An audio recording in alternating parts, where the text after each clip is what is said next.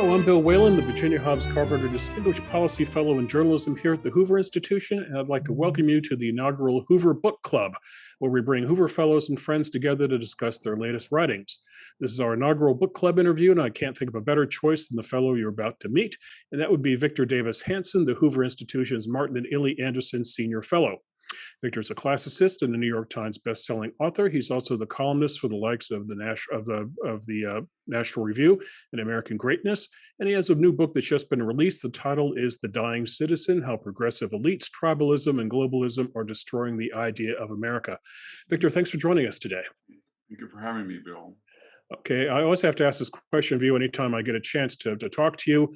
Where do you find the time to write a book? Because you're writing several columns a week, you are teaching, you're doing multiple interviews on different subjects, and oh, by the way, you're also running a farm. Yeah, not very well as I get older. So I don't have much of a social life. I mean, we live out in the country and I commute to Stanford at a Hoover, and that's about it. And I speak about a couple months out of the year. I'm going to go to New York for required book publicity, but I don't go out to dinner, and I don't, at my age, I'm in my late 60s, I don't have an active social life. It's very hard out here in Fresno County. So my neighbors are all farmers and they go to Yeah. bed at 6. And then quickly, Victor, for those people out there who are curious about how one writes a book, I'm curious about this myself. I've written scores and scores of columns over my life, but that's 800, 1,000 words. Those are sprints. You are doing something that's a long haul. How does one write a book, Victor? Is it sitting down and just writing and writing until you drop, or do you just visit it and revisit? How do you go about doing it? Well, I have a different method. I come up with an idea and then I don't write down anything. I spend 6 months just reading. And sometimes I take notes or I put a little slip in books that I think interesting ideas that I've come across. Mhm. And then once I've done that, I just sit down and I type out, say if the book is 150,000 words, I'll type down 80,000 words. I'll just get Mhm. it in my head and just write nonstop, maybe for 6 weeks straight, 10 hours a day. And then I spend the next year going back and refining that and going back through all my slips of paper and footnoting and refining and rejecting, adopting, changing, adding. It's Mhm. kind of like an onion. And Yeah. then I go back and I'll read one draft for prose style, one draft for documentation, one for argumentation. And I just keep doing that. And so I can, I always say, because I've farmed, I always try to be systematic in the sense of if somebody says, well, why don't you write a book about the Peloponnesian War or World War II? I always think to myself, okay, that's about 3,000 hours, 40 hours a week, 52 weeks a year, 2,000 words, and then another half year. Do you have that time, and what are you going to give up? Are you not going to speak? Or are you not going to get book reviews anymore? You're not going to go out to dinner? What is it going to do? But I don't just say I'm going to do it and then not do it. And so at my age, it means also, do you really want to sit like we're sitting now, 8 hours a day, rather than work in the yard or go swim or hike or something? So, but I don't think most people, they're not so calculating. I don't mean that as a compliment to myself. You get older, you don't have that much time to do anything. Right. Very good point.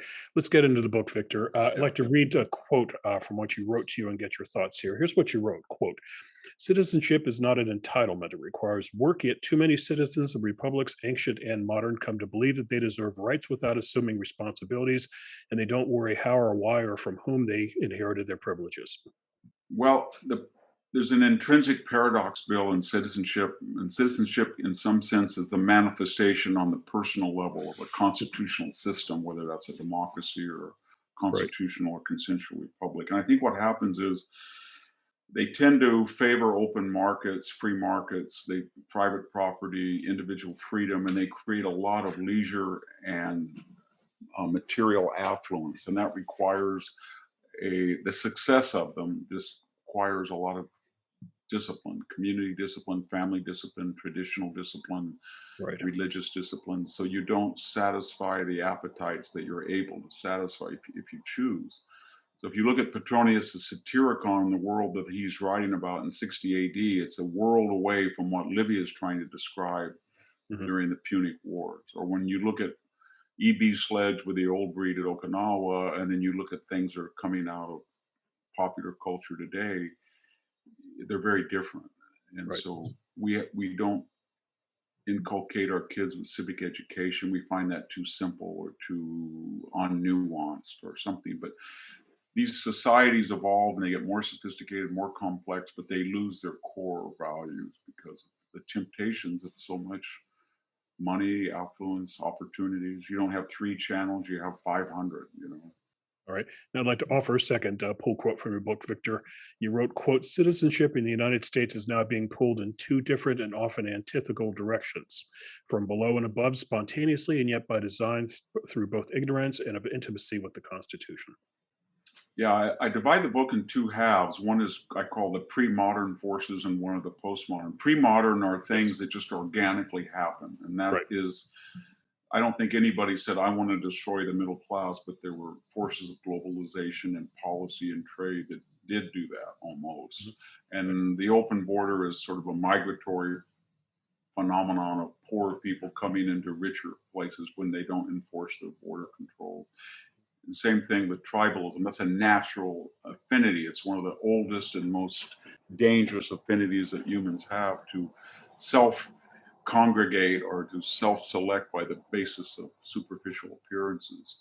And that's the pre-modern natural things that war against a citizen.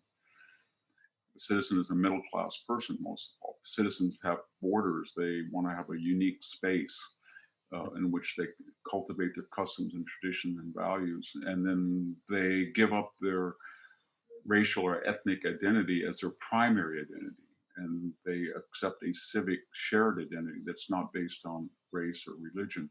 And then finally, there's the second half is postmodern. These are people who actually know what they're doing and they're Right. deliberate. And that's the growth of the administrative state. Uh, a system that gives us the FBI or the CIA or the IRS or the chairman of the Joint Chiefs, so a General Milley or Lois Lerner or James Comey or James Clapper or John Britt, they can do things that are not checked by, and they're not elected. They're judge, jury, executioner, or legislative, judicial, um, executive powers all in one. Then we have the evolutionaries. These are very sophisticated academics, activists, and they feel, human nature is malleable fluid. Right. It's changed. We're no longer 1776 or 1787. Let's get rid of the electoral college. Let's have a national voter law contrary to the Constitution. Let's get rid of the 180-year filibuster, jump the 60-year 50-state union, maybe get rid of the 150-year nine court. And they want to evolve us into a direction that they feel better reflects the new person, the new man, so to speak. Right. And then finally, we have globalization, where people, that's an old idea, cosmopolitanism, that Yes. Socrates talked about it. But Right. the idea that our first allegiances are with people in the world rather than the people right next to us. Right. So in your book, Victor, you very cleverly went about this. You break down citizenship into six headings. The first one is what you call peasants, which you describe as to be self governing. Citizens must be economically autonomous. If you don't have people who are economically self-sufficient, and we're not all going to own 40 acres in a barn and produce our own food, Right. but if you're not an independent trucker, or you don't have a good salary, or you don't own a home, or you don't have a little bit of savings in the bank, Mhm. then you're going to be leveraged. You're going to be dependent on a government program, or you're going to be unduly impressed with affluent people that you might want to cultivate ties with. And so the middle class, half the country dies with less than $10,000 in net worth. Right. About half the country owes up to about $10,000, roughly the same amount in credit card debt. Mhm.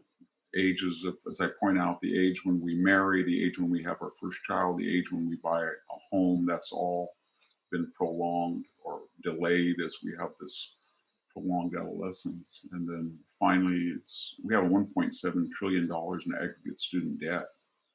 And that's really that retards this development into a full autonomous citizen. Your second category, Victor, is residents, which you describe as, quote, states must privilege citizens over mere residents. This sounds like we're going back to your book, Mexiphonia. Yeah, I mean, it is very relevant today when people who are not US citizens flying in from Afghanistan are not asked of themselves. No one says to them, you're going to be guests in our new country. We're in the middle of a pandemic. As a favor to us, would you please be vaccinated? We're going to require, that's all we're going to require of you is a vaccination. Mhm. We won't do that of non-citizens. And the same thing applies, of course, to the border, on the Right. southern border. But we are going to require all federal employees that are citizens and all soldiers who may face a dishonorable discharge to get vaccinated. The vaccination is not the point, it's just the asymmetrical treatment that we have for citizens. And you and I today cannot decide, well, I don't like that federal law. Right. And so I'm coming into the United States, and my first act is to violate federal law. A second is to reside here illegally. My third is probably to get some type of identification that's not legitimate or authentic.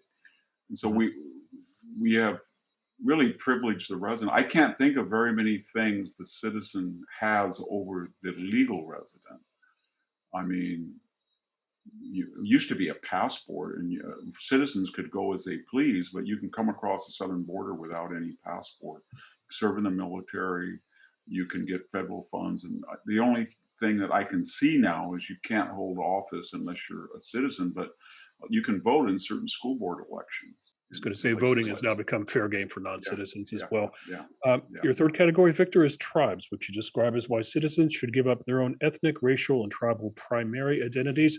This one I'd like to draw out a little bit, Victor, because it seems we're in an age where everything has to be identified by your race, your historical background, Yeah, I identity think politics. there's a lot of ignorance historically and contemporarily that most people feel that tribalism is something that um, works in a multiracial society, and whether it's ancient Corsaira or whether it's Rwanda or the former Yugoslavia, a multiracial state does not work unless people give up their primary identity. And most countries that have tried it or consider it reject it. So, or they use a level of force that's not compatible with the United States. So the Roman Empire was a multiracial empire, so was the Ottoman Empire, so was the Soviet Empire, and they were willing to kill people to Right. force a communist or Islamic identity. We're not willing, of course, thank God, to do that. So we invite people voluntarily to give up their tribal associations to accept a new civic identity. Mhm. And when most countries think that's absurd, you and I, Bill, will never be fully accepted as a citizen of Mexico, Colombia, Japan, China, Iran, because we don't look like those people.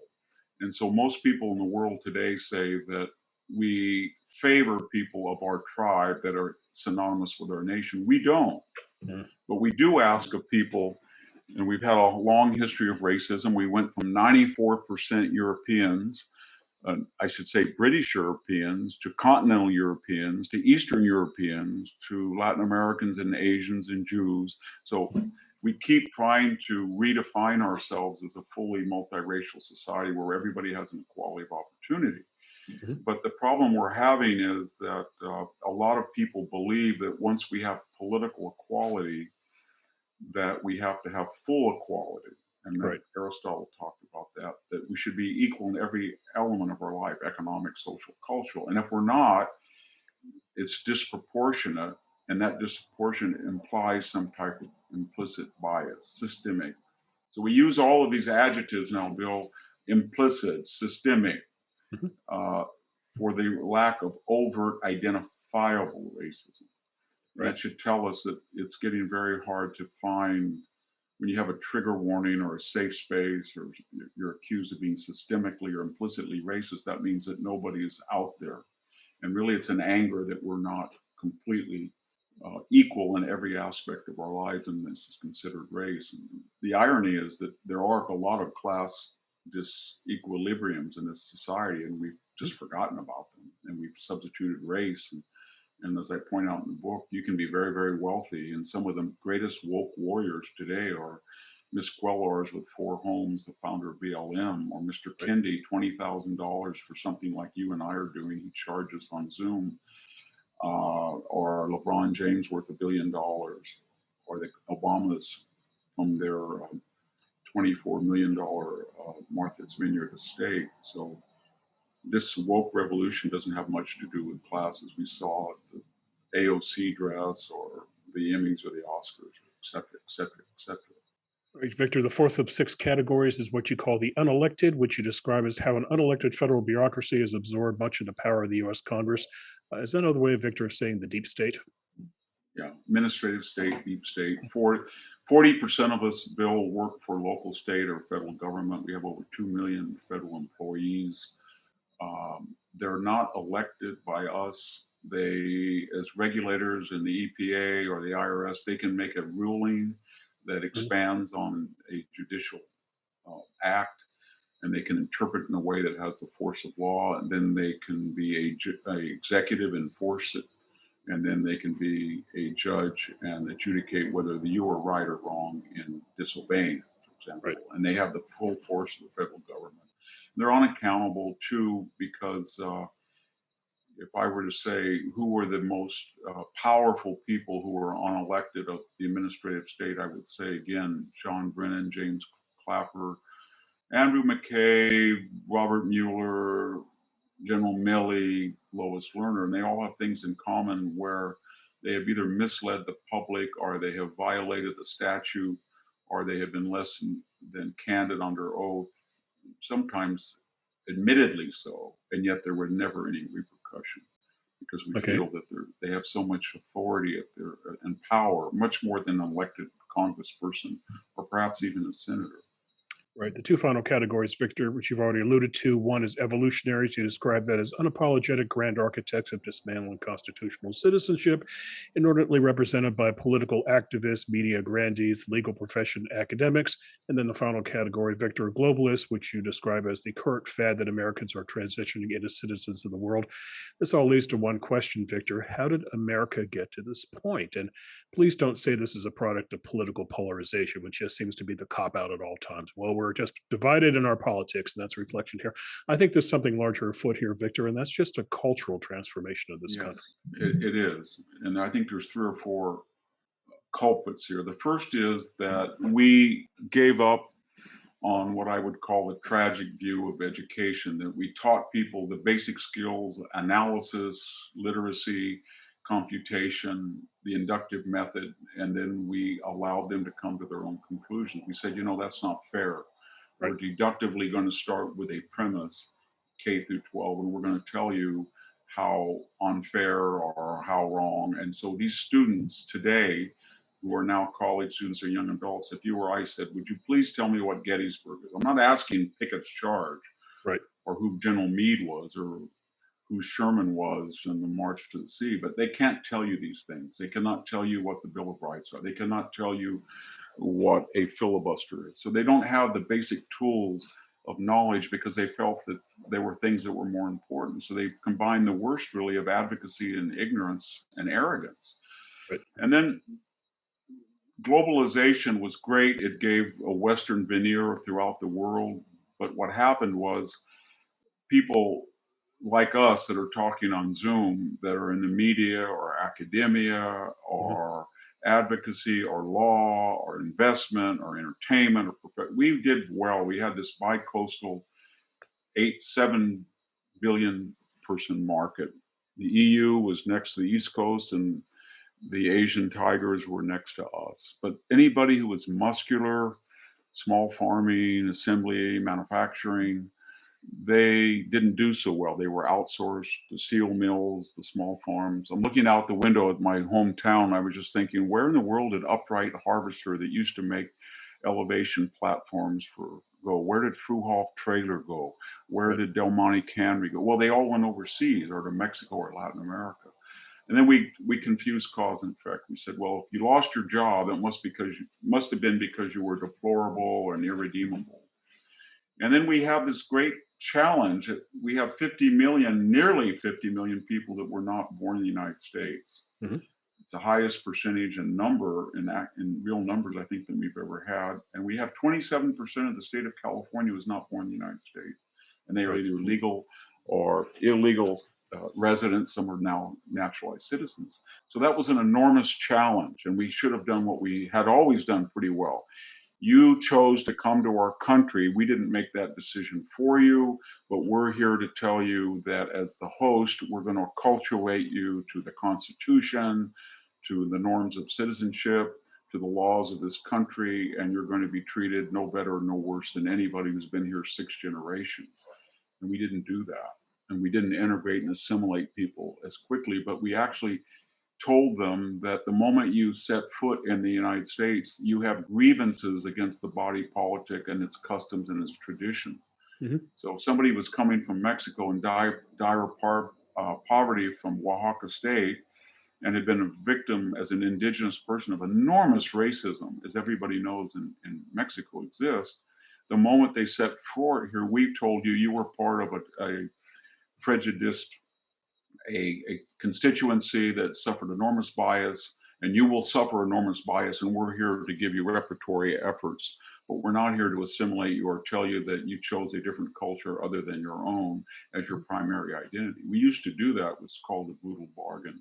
Gave that up, and now we're living in a divided country, both by tribe and by class, and I think it's a result of the educational system and globalization. And also, I left out one key ingredient, and that is this tech revolution, the ability that you can communicate with anybody all over the world, or you can say things and communicate with email or Twitter, or you can stay in today. I can stay in this room right here.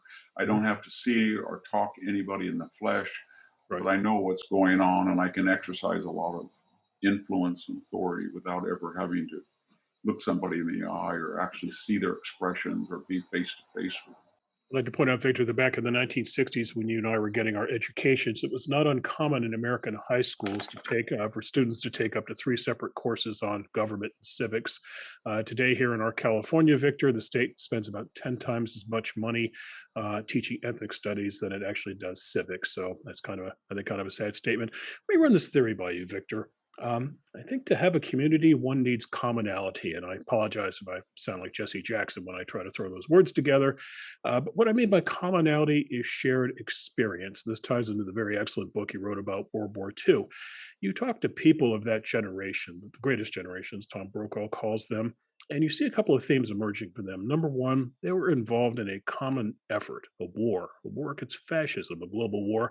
And then, secondly, Victor, especially if you talk to people who survived and endured the Great Depression, you notice they have certain characteristics. They tend to be, I won't say tight with their money, but they tend to be very fiscally conservative because they didn't have money back in the day. They don't march down to Apple and buy the latest gadget just because it's been, dangled in front of them. They're careful with the money. The point is, Victor, these people have something in common. You can put them in a room and they could quickly talk about shared experiences. Today in America, we don't have that. Now, maybe in theory that should have been 9/11 and what happened on that terrible day, but that doesn't seem to happen. The question is, Victor, how are you going to bring Americans together if we are more pluribus than we are unum?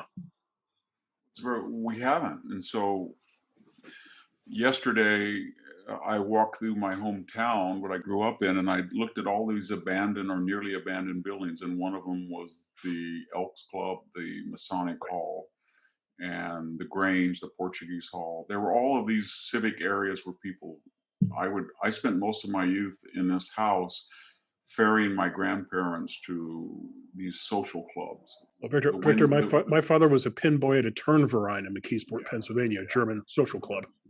yeah. And I know, I mean, my grandmother did not go to college, Right. but she hosted the Walnut Improvement Club. So walnut growers had an improvement, and they would discuss books, and they would talk about fashion, and they would do this. I can remember going to this local school 3 miles away, where it was 90% then of Hispanics, and we all had these courses where Mr. Evans would say, "You're going to come up in front of the room and shake my hand and look me in the eye and say, 'Hello, Mr. Evans. I'm Gabe Dominguez. I'm Victor Hanson.' And if you Right. didn't have a firm handshake and look at the person in the eye, you had to do it again." And Mhm. then we had class called diction. We want to have a common parlance. So the idea was to how do we get these just very diverse people from all over, there Right. were a lot of people from India, and how do we have them a shared experience? And then we had heroes of America, and they would say, this week at sports, we're going to read a little biography of Lou Gehrig and Babe Ruth, and Right. then the next, and next, and next. And that's gone because our elites, and I do think it's an elite phenomenon, have had this top-down woke revolution, and it's not just the last 2 years; it's been going on where we forget about the pre-modern world. We of the affluent present, who are leisured and affluent, we say we're going to apply our contemporary standards to very poor pre-industrial people. And if they don't make our expectations of what consists of morality, we give them no slack at all. Not for the intent, not for they were 60% good. They have to be 99.9% meet our expectations, or they're racist, homophobes, transgender phobes. Okay.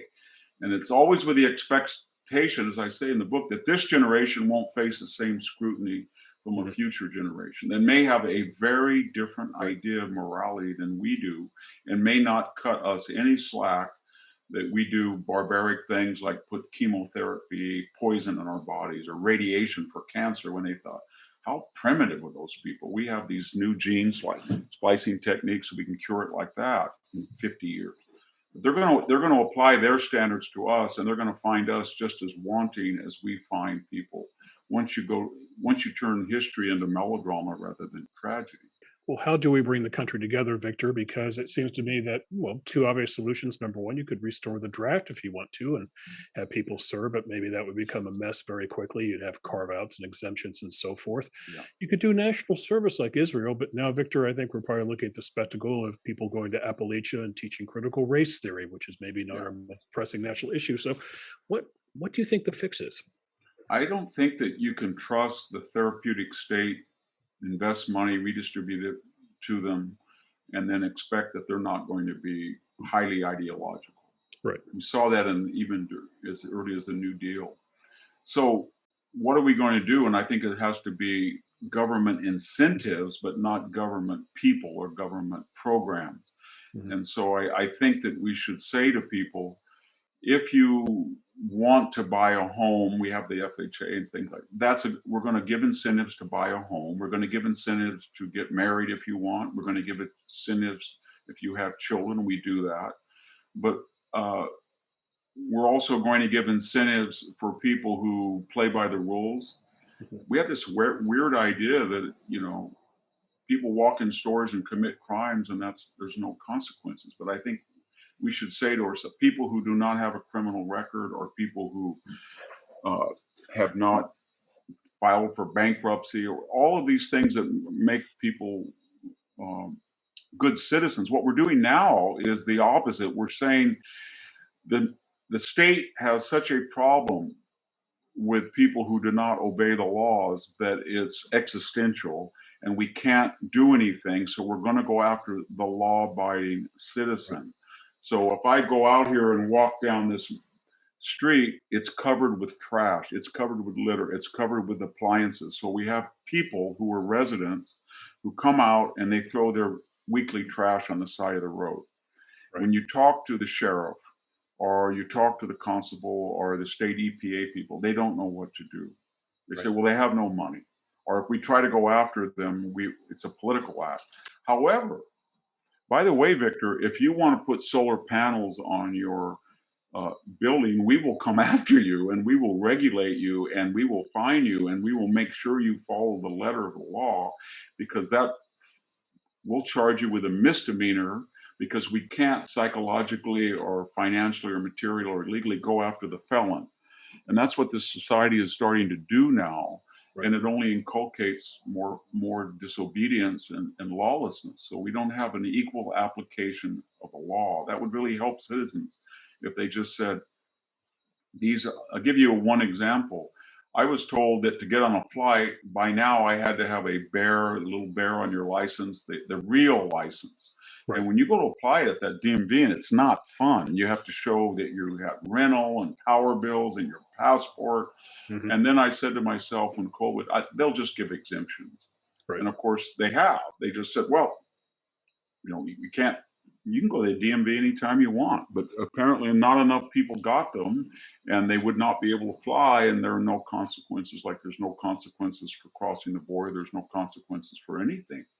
Right. And so I think, I believe it or not, Bill, I think the equal application and full enforcement of statutes and laws would give people a renewed confidence that the system is fair and it works. When we see these people go on television and they say, my son is a lieutenant colonel, and he spoke out and broke the chain of command about the culpability in Afghanistan, and he's now Right. in jail, and yet the people who left $85 billion worth of training and equipment investment, nothing happens to them, and Right. all their stories are contradictory, and there's no consequences. Then that erodes any effort at unity.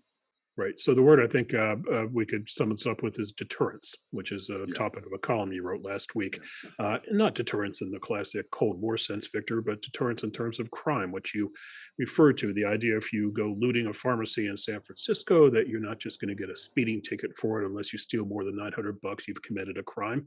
Deterrence in terms of the border, Victor, where we see people coming north not just because of opportunity, but also because they see a bat signal up in the air that the border is open. So what you're saying here is there have to be consequences for actions.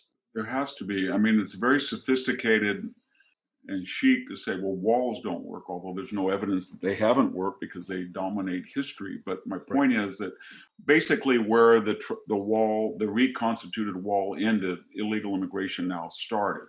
Right. I mean, we pretty much Arizona, New Mexico, and California can handle the borders should they wish. They have Mhm. mostly a wall now. And we had the engagement of Mexico where we really gave them some incentives, but also some possible consequences if they let people in transit go through their country, which they had pretty much stopped. Right. And we got a renewal we got catch and release canceled. This new administration said, "Come on in. There's no you catch you, we'll release you again. You don't have to prove you're a refugee. There's no wall."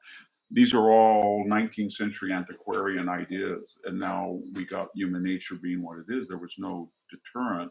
Anybody can come across. We made a mockery of the engineer in India waiting 5 years to get a legal permit to come to the United States. And so we reward people who break the law, and that's a great deal of cynicism involved. So, Victor, in the title of your book, the word dying is featured prominently here. And I'm kind of stuck on that word. You didn't choose endangered as one might use for species. Dying suggests that it's not coming back. Is that the case? Is citizenship gone, or is there a more appropriate word than dying? Should we say languishing, troubled? Well, I'm not quite where uh, classical historians of Rome had this phrase. I think two of them that Mhm. the medicine is worse than the disease.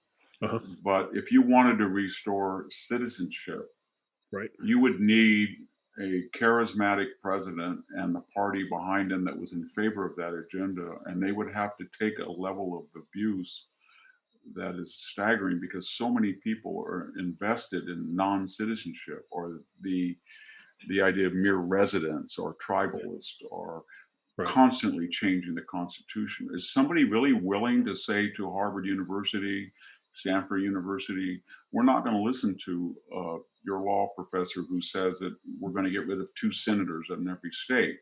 Mhm. And I'm sorry, we're not going to get rid of the Electoral College. It's been there for 233 years, and we're not going to pack the court. And take that on, and then say, you know what? I don't identify people by their race. I Mhm. identify people by their common American identity. Or are you going to say, I really don't think that 1.7 trillion investment of the federal government and this debt on students was a good deal because the universities should not be subsidized by teaching things other than what they're supposed to. I mean, they're supposed to Right. create an educated citizen, but one thing we don't talk about, the more woke and ideologically driven these students are, if you look by any barometer, SAT scores or anything, the students are less prepared as we would expect, and given there's only 24 hours in a day. So you'd have to take on a number of, of institutions, and you'd have to be far more skillful than Donald Trump was. You'd have to be very careful what you said. You'd have to build constituencies. I think you could make that. I didn't say the dead citizen. I said the dying citizen. Dying citizen. Yeah, Okay. So the common folk. the citizen can recover that. I think so. I mean, there's periods where we've had these renaissance, and Right. when I first wrote the book, I started to look at things, and there was a moment in I started the book in the summer of 2019 in the fall, and I said to myself, I'm pessimistic, but my gosh, after 3.5 years, there's almost no illegal immigration in December of 2020. It Right. almost vanished. And then I said to myself, wow, this was the first quarter in 12 years that middle class wages increased.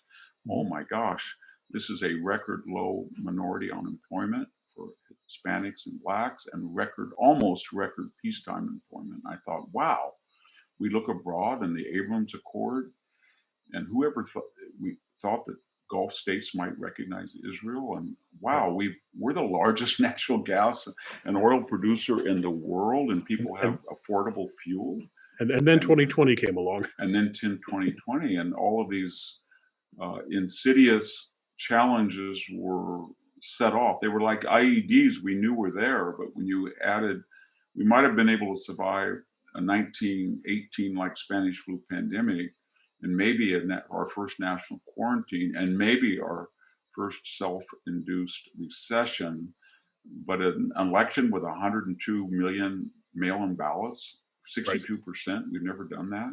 And then an acrimonious and controversial president. And then the George Floyd riots. We had 120 days of looting and arson. Mhm. That was too much, I think, to endure. And it set these pre-existing challenges off like firecrackers or IED. Yeah, you're referring to the mostly peaceful protest, I think, Victor, Yeah, of I looting think and so. riots. Most, or what I think General Milley called them, penny packet protests. Let's spend a minute on General Milley. And the question, Victor, is what makes a good citizen? And is General Milley a good citizen? Because he'll tell you that what he has done is because he cares about the republic. Well, I'm not in a position to judge his citizenship outside of his career. I don't know Right. if he has a record or what he does, but I will tell you that as the chairman of the Joint Chief, he has failed miserably his job, and I say that very carefully. Mhm. And and I'll be very thorough about it. In 1947 and 53 and Goldwater Nichols, I think 2006, it said that the chairman of the Joint Chief was going to be an advisory role, and so would the Joint Chiefs. It was in reaction to World War II and the idea that the chairman that was new, the chairman of the Joint Chiefs, had been a little bit too active and impinged on the prerogatives of the individual operation, and they were outside the chain of command. Okay, Right. we know that. So General Milley comes along and he decides that after he's talked to Nancy Pelosi that Donald Trump may be crazy. Now he's denied that, but we have the transcript. And he says that he's going to go call the senior officers and he's going to say that you have protocols and procedures, but they come through me Mhm. and you're not to well, it's violating the chain of command. That's not his role. And then he's going to further become a diplomat and call his Chinese counterpart. Mhm. As if George Marshall in 1940 calls General Halder of OKW and says, Franklin Roosevelt is not as healthy as they're telling us. He's not well, and I'm afraid we're going to have a preemptive war because he wants to get us in a war to help England. And I just want to tell you that this is messy, this democracy, and if we do any preemptory thing, General Halder will tell you in advance so Germany and the United States don't go to war. That would be unthinkable. But that's kind of what he did. And so he violated those statutes. Okay. And then the Uniform Code of Military Justice, Article 88, and that's been violated, it's a joke, says that no active or retired high-ranking officer can disparage the commander-in-chief. You can't call him Hitler, can't call him Mussolini, you can't say he's a liar like our retired generals have done. Okay, but General Milley was the primary or a chief source for 3 tell-all books, and he's quoted in 3 of these kind of muckraking new exposés that Donald Trump was a Mein Kampf-like figure. That's Right. what he hasn't denied that. He said that the Epic Times people and Newsmax were terrorist organizations. Now, he said he can't recall that, but apparently he's written it down somewhere according to some of the exchange we saw yesterday. And so he's a very politicized general. He's violated the chain of command. And when he said that he's going after white rage, and he's read Professor Kendi, and we shouldn't be worried about that because he reads Marx and Mao to learn about hostile doctrines that he must be aware of as a chairman of the Joint Chief, as an advisor to the president. Of course, we say to ourselves, well, you're reading them to inculcate opposition to Marxism, or 70 million being people killed by the cult, but you're reading Kendi to spread it, to disseminate it. Mm-hmm. And you're incoherent, General, and you're saying that the white working class are the target group that you're going to look at. And then you're telling us, along with General Austin, that you believe in disparate impact and proportional representation because you keep saying America's going to look like us and you're going to make steps. Okay, that's fine. But you've just alienated the one group that disproportionately, at double their numbers in the population, dies in Afghanistan and Iraq, the white working class.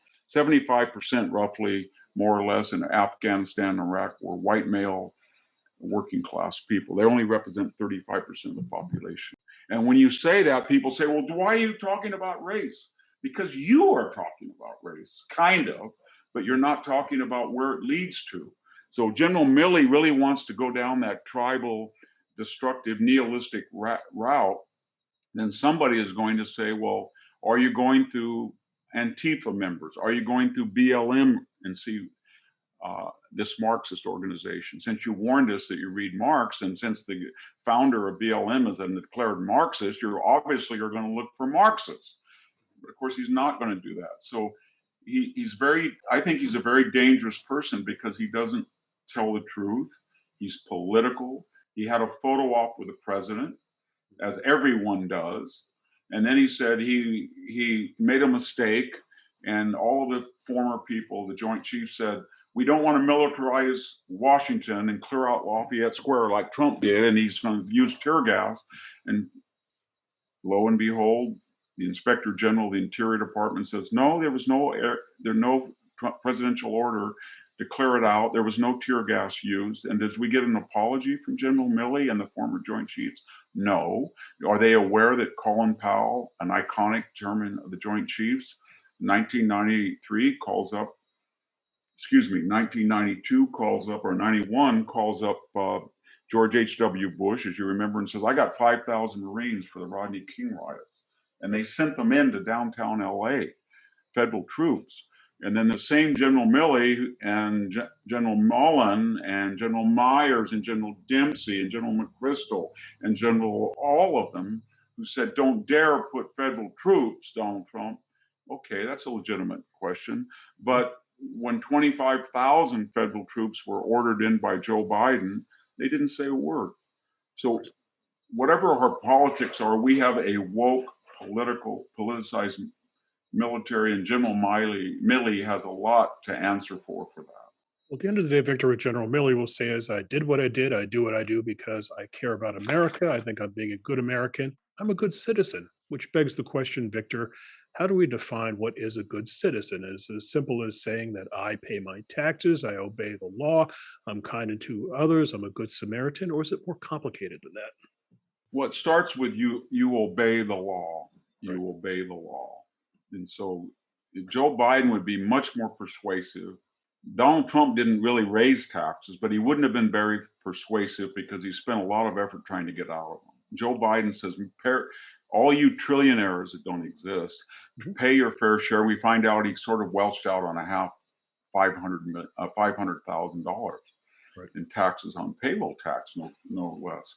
So I think the question is, follow law, General Milley. You're an advisor. You can't say on Monday that I'm not responsible for Afghanistan because I have no operational command, but on Tuesday call on your officers and say, nobody's going to operate the nuclear protocols unless I'm involved. Can't do that. So follow the law first, and then tell the truth, and don't say don't appear before Congress with all these ribbons. And when asked directly, you were a source for this book. It says said that Epic Times and Newsmax were terrorist organizations. Did you say that? Did you write? I don't recall. Mhm. Don't be James Comey and say for 245 times, I don't recall under oath. Or Right. don't be, say, Robert Mueller, the twin foundations of this investigation, GPS and Christopher Steele's dossier, when asked that, say, I have no idea what you're talking about. I don't know anything about that dossier. Right. Never heard of GPS. That destroys So citizenship. citizenship is tantamount to accountability, is what you're saying. Yes, it is. And Personal. nobody that I was driving all day yesterday to speak in LA, and just listening to these generals, it's, well, we don't want to really say, we'll talk in private session, confidential, but it's kind of the president. We gave the advice and he didn't listen. Well, it's also kind of the State Department. Right. But you know what? We kind of did, when we had a choice and we ran the logistics, we had a good evacuation. No, you had the worst military humiliating defeat in American history since 1975. Mhm. Can't one person just say, we blew it? We didn't resign, or we didn't make our voices. We were saying it was progress was being made. The army wouldn't collapse. Nobody can do that. Nobody. It's the worst weasel words in Washington, Victor, not to the best of my recollection. Yeah, Yeah. that's exactly We right. have just a few minutes left, Victor. So, one final question. I look at citizenship, Victor, and I see a competition of sorts. I see a competition that the left is waging and that they want Americans to be ultimately citizens of the world. What does that Yes. mean? Well, it means, for example, on climate change, America will go along with what the rest of the world wants to do on climate change, even if we really don't address the problem in ways that are practical in terms of what India and China are doing, let's say. On the other hand, Victor, there are people who want the United States to be citizens of the United States, America first, and both the left and the right compete in this space. We've seen this over Afghanistan, for example, where Donald Trump wanted us out of foreign entanglements, Joe Biden wanted us out of foreign entanglement. Who's winning this competition right now, Victor? Is it citizens of the world or citizens of the US? Oh, I think the citizens of the U.S. are winning. The Republican Party has dropped its globalist rhetoric. Um, because, I mean, when you get to a state where Anthony Blinken is going to invite in the UN to adjudicate whether we're racist or not, the Secretary of State, Right. or you have the International Criminal Court was going to adjudicate whether we're following the rules of war in Afghanistan, or the Paris Climate Accord with polluters like China in it, or there's 1.5 million people in camps as we speak, and we're supposed to be in an accord with China. Mhm. So we get back to the idea, is there a thing like the Constitution anywhere else? Are there free people that are transparent and self-critical, and checks and balances in their government? I don't see it, other than somewhat in the European Union, that's in Europe, and I see some in Asia, Japan, and westernized countries, the former British Commonwealth here and there, but more or less of the 190 nations in the world, about half are illiberal and autocratic, or monarchies, or theocracies, or dictatorships. And why in the world would you entrust a very wonderful system of 233 years to be predicated on the consensus from that group?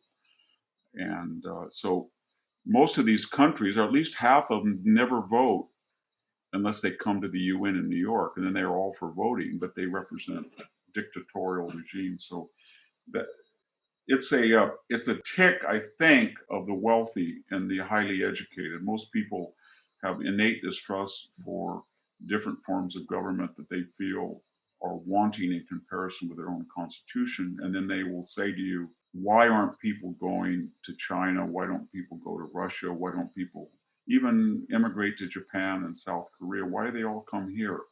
And the answer is one of two things.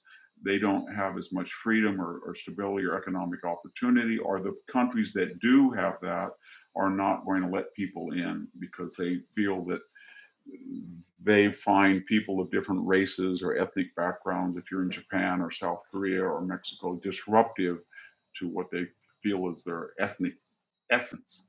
But we're so unique. It's so what I'm baffled by in conclusion is that we're the most welcome people. We are the most generous people. Mhm. We let in more people than all countries in the world, and yet we are the most criticized.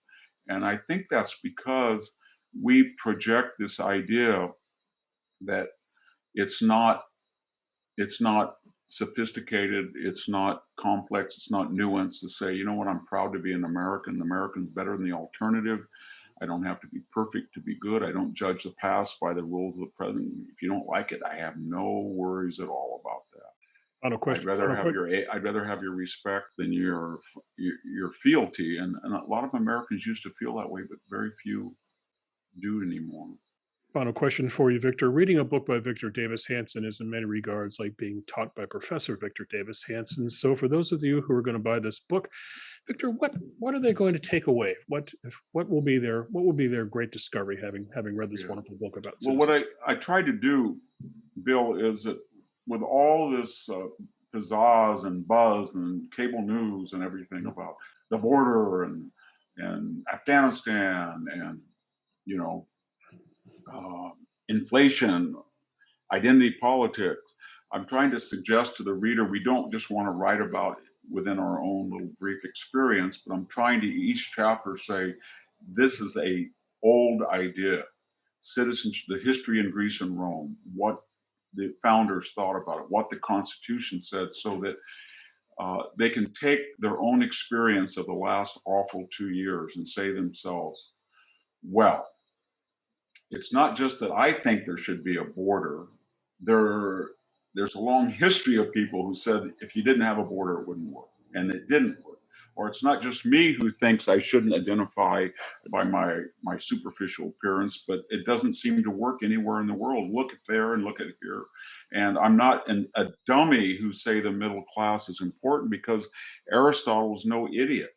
Tocqueville was no idiot, and they said exactly what I think. So I'm trying to take the reader in each chapter and prep him or prep her and say, this is the larger intellectual historical framework of the issue across Right. time and space. And this is what we're doing right now. And you decide whether it's going to work or not. Mhm. Of course, I I'm not entirely neutral. I wouldn't have written the book. I editorial and say, I don't think this is Right. going to work, Mhm. but you decide. And Victor, you do a wonderful job. Congratulations. No surprise there. Good luck on the book tour. Congratulations again on the book. I hope to see you on campus in the near future. I will be there. Thank you for having me, Bill. I appreciate it. The title of the book again is The Dying Citizen: How Progressive Elites, Tribalism, and Globalization Are Destroying the Idea of America. Here it is for you. Here's the book. You can find The Dying Citizen for purchase online or at a bookstore. You go to Amazon. In fact, there's an entire Victor Davis Hanson page. Victor, I got lost in the count of how many books, but you're into the 20s, my friend. You are a prolific writer, no question about that. Victor is also on Twitter. His Twitter handle is at Victor Davis Hanson, Hanson spelled Hanson. He has his own website, victorhanson.com. You can also go to the Hoover Institution's website, which is www.hoover.org. And you can sign up for what we call our daily report, which will give you the best of Victor's work, his interviews, his many media appearances every day in your inbox. For the Hoover Institution, I'm Bill Whalen. Thanks again for watching. We'll see you again the next time we do a book club. Take care. Thank you, Bill.